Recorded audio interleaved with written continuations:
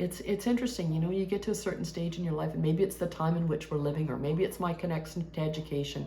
But recently, and maybe it's just because I have a lot of time, I've become much more reflective than I was while I was, you know, running the treadmill of raising children. Of And course.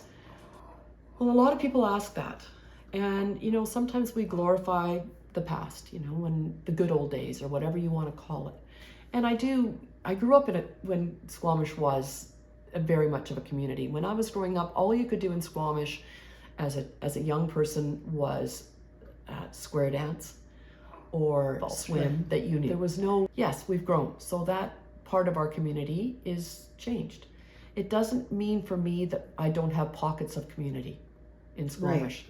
I have a huge community at the curling club. Right. I'm hoping to develop another community now that I'm starting to dance. Right. I have another community that's all, you know, of educators and people that shared my passion for that. Of course, I have lifelong friends that all still live here. Right. So it's just different. Changes. It changes because now I've found my community. So where before it found me.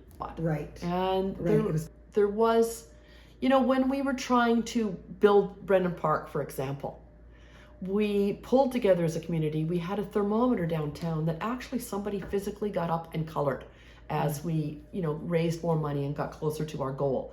So in that way, I would say, you know, we were much smaller.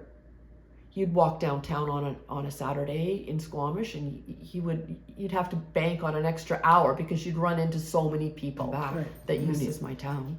I love Squamish. I love everything about Squamish, and things that we have known for a long time about Squamish. Now it seems like the world knows. Right. Yeah. Yeah. All new. What do you? I tell everybody who listens, being a grandparent is the best part of being a parent. Right. Honestly, like, not that I didn't love being a parent, but a grandparent, you've just got that.